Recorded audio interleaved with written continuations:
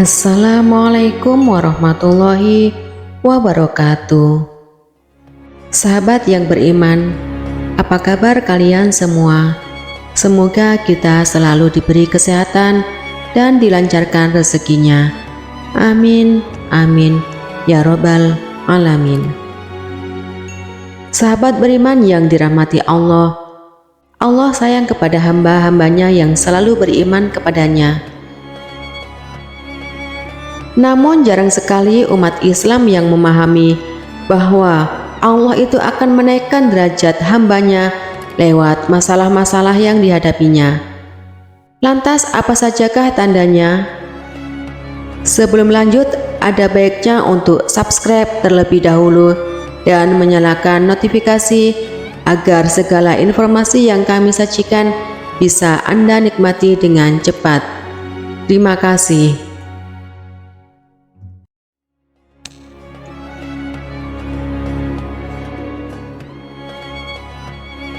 Dalam hidup ini kita harus sepenuhnya meyakini kesempatan di dunia ini hanyalah untuk beribadah kepada Allah Subhanahu wa Ta'ala. Dikarenakan hidup di dunia ini hanyalah bersifat fana atau sementara. Di situasi kehidupan selalu berputar seperti layaknya sebuah roda. Adakala kita berada di atas yang serba ada dan selalu berkecukupan. Tetapi ada kalanya kita sedang berada di bawah yang tidak memiliki apa-apa. Namun di situasi inilah Allah memilih orang-orang untuk dinaikkan derajatnya, karena perjuangan dan kesungguhan yang kita lakukan membuat kita dicintai oleh Allah Subhanahu wa Ta'ala. Dinaikkan derajatnya oleh Allah membuat kita akan berada di dekatnya dan masuk ke dalam golongan orang-orang yang dicintainya.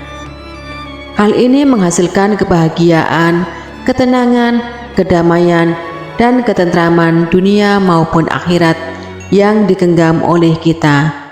Berikut tanda Allah akan menaikkan derajat seseorang. 1. Dihadapkan dengan berbagai masalah. Di saat Allah akan menaikkan derajat hambanya, Allah akan menghadapkan kita dengan berbagai masalah yang membuat kita lebih bersabar dan bersyukur atas masalah yang sedang kita hadapi. Allah akan memberikan kesulitan kepada hambanya, namun tidak melebihi batas kemampuan hambanya. Dijelaskan di dalam Al-Quran dalam surat Al-Baqarah ayat 286 yang artinya Allah tidak akan membebani seseorang melainkan sesuatu dengan kesanggupannya. Ia mendapat pahala dari kebajikan yang dikerjakannya, dan ia mendapatkan siksa dari kejahatan yang diperbuatnya. Mereka berdoa, "Ya Tuhan kami, janganlah Engkau hukum kami jika kami lupa atau kami melakukan kesalahan. Ya Tuhan kami, janganlah Engkau bebankan kepada kami beban yang berat sebagaimana Engkau bebankan kepada orang-orang sebelum kami. Ya Tuhan kami, janganlah Engkau pikulkan kepada kami apa yang tak sanggup kami memikulnya. Maafkanlah kami, ampunilah kami, dan rahmatilah kami. Engkaulah pelindung kami, maka tolonglah kami terhadap kaum yang kafir." Dari ayat ini kita tahu bahwa batas kemampuan di setiap orang itu berbeda-beda dalam menghadapi ujian yang diberikan oleh Allah Subhanahu wa Ta'ala. Namun ayat ini menjadi acuan untuk kita ketika kita memiliki beban hidup yang berat dan berada di situasi terpuruk sekalipun. Kita harus senantiasa berserah diri kepada Allah yang selalu memberikan kita kekuatan yang luar biasa.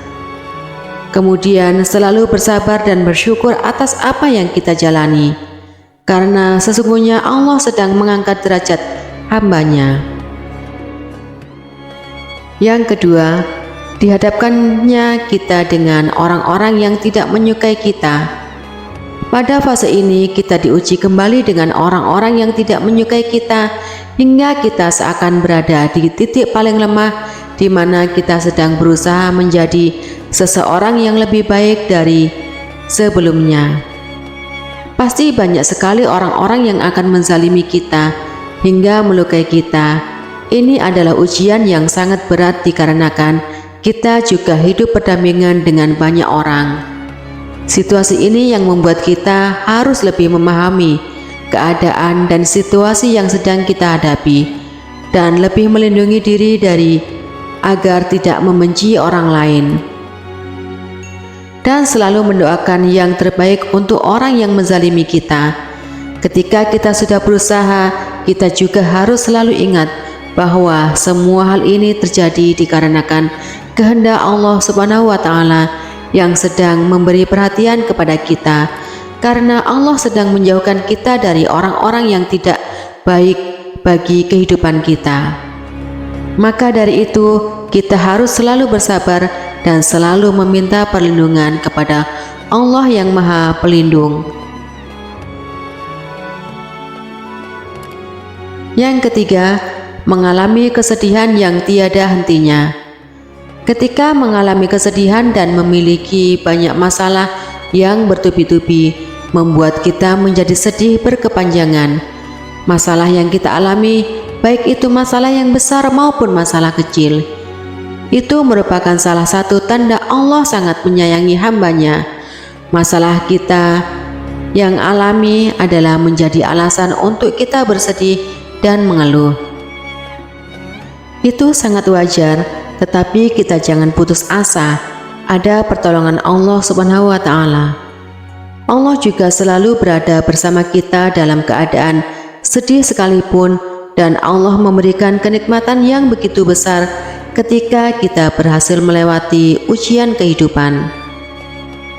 Dijelaskan di dalam Al-Quran surat At-Taubah ayat 40 yang artinya, "Janganlah engkau bersedih, sesungguhnya Allah bersama kita." Kalimat ini bertujuan untuk menghibur dan mengingatkan hambanya bahwa Allah tidak pernah membiarkan seseorang hambanya berada di dalam kesedihan dan kepedihan.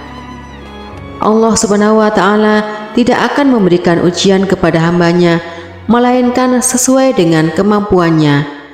Dalam keadaan yang sedang kita alami, kita harus selalu ingat bahwa Allah itu akan selalu bersama kita dalam keadaan apapun.